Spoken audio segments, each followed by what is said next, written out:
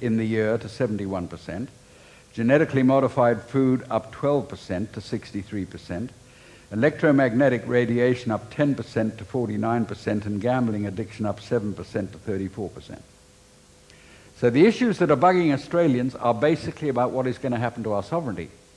They went on to say that over 60% of Australians are sick of sleaze and sex in TV ads, which is the dead opposite of what you'd expect if you watch Channel 10 and Channel 9. People have had a gutful of it. They're not wowsers, they just are sick of having it stuffed down their throat the whole time. So something is happening that is dramatic, and we've got to work out how we got here and what is going to happen about it. You see, go back to that Commonwealth Bank in just before 1924, 1923, this young guy who'd run the bank so successfully died. Very young, unexpectedly. And in 1924 we had a federal election, and they changed all the legislation, and they took that Commonwealth Bank and they said, we've got to put this under a board, you can't just have one person running it. And so they established a board that came from the private banks. And they made sure that bank never competed against the private sector ever again.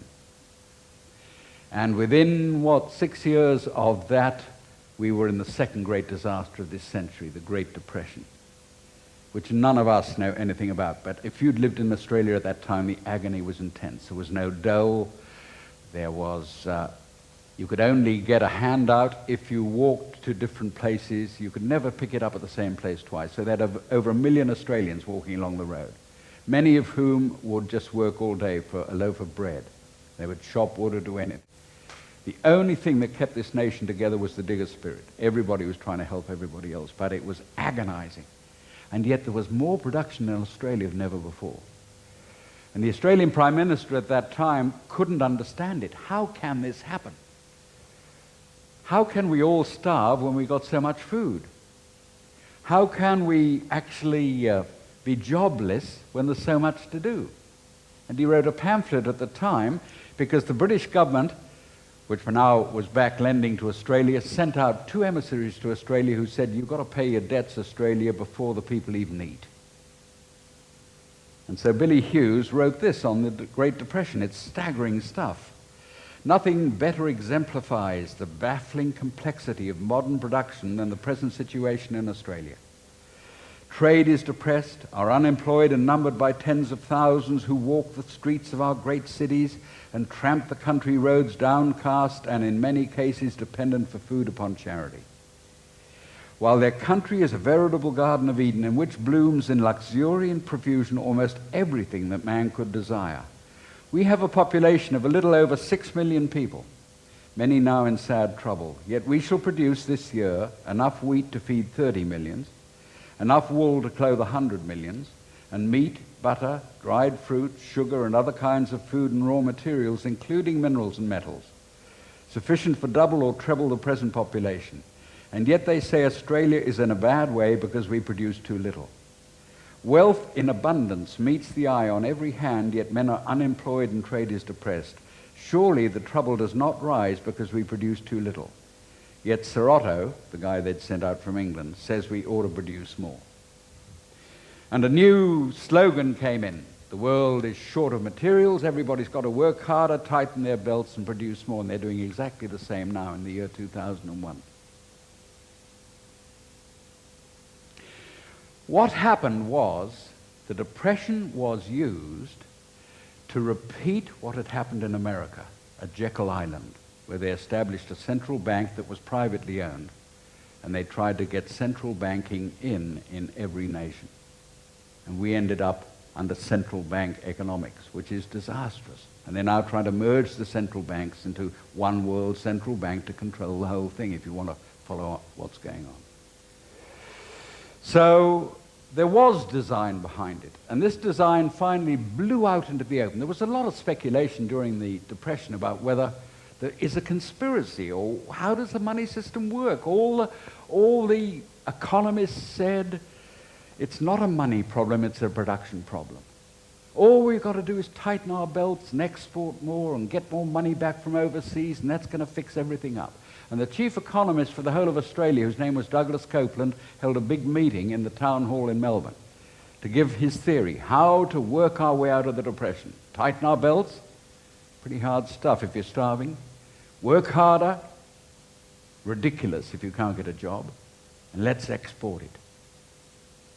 2,000 people went into the Melbourne Town Hall to hear his theory. And at the end, there wasn't much of a clap, but there was a question period, and a farmer got up and he asked a question. Tell me, Sir Douglas, you say if we import less and export more, we're going to be better off. That's it, said Sir Douglas Copeland.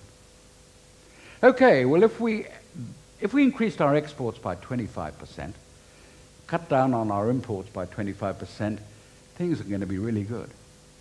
You're sure right, he said. So if we increased our exports by 50% and cut our imports down by 50%, we're going to be better off still. Sure. Well, said this farmer, suppose we exported every bloody thing we've got. We cut our imports down to nil. According to your theory, we've reached the promised land. And 2,000 people rose to their feet and booed Sir Douglas Copeland out of the hall. Now, we're being persuaded that the problem is basically a production problem in the world at the moment. The way to get out of that is lean and mean, free trade, and everybody export to everybody else, and somehow that's going to fix it up. And if we could double our exports out of Australia, we're going to be better off than anybody else. There's only one problem with that theory, and that is that every nation in the world is being told the same thing. And if every nation is trying to export its way out of debt, how do you solve it? Particularly when the evidence is now out, which came out from an economist at McGill University in Canada who decided to look at this picture, and he put every export and every import in the world onto a computer to try and get a model out, right at the end of the 80s. And when he finally got every deal in place and every payment in place, out of this computer came a model that just blew everything. The world was now running a trade deficit with itself of over $100 billion every 12 months, which blows every economic theory taught to every university student out of the water. They're always taught that trade balances. If there's a deficit here, there's a credit there, and if you ever got a picture of the whole thing, it would nicely balance. So he wrote to the International Monetary Fund, Professor R.T. Naylor, and he said, are you aware of this? And after 3 months, they wrote back saying, yes, we are. The figures have shown us this, but there is no logical explanation for it. So we just put it in our balance sheet every year under the heading of asymmetries. If you don't remember anything else I say, just remember the word asymmetries. Very useful. Somebody comes up to you and asks you a technical question, you don't know what the answer is, you just walk away in a lordly fashion and say, well, that comes under the heading of asymmetries. And they all say, oh, what a genius, I never thought of that. What it means is, I haven't got the first clue what the answer is. But if we've produced a financial system that compounds the deficit every year, and we say to all the ingredient parts, there's only one way to solve your economic dilemma, and that is to trade your way out of it. We've got the ingredients for the biggest human conflict of all. So the thing blew out of the water when a top historian in America produced a book in the 60s. His name was Carroll Quigley, Tragedy and Hope.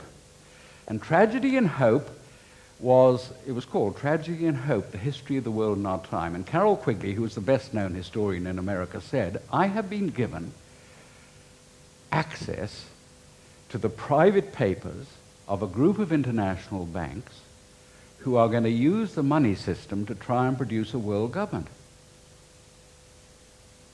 He said, actually, I think there's some good ideas behind that, but he said it finally solves the problem about whether there is such a thing as a planned movement for world government or not. And the actual book contained these words.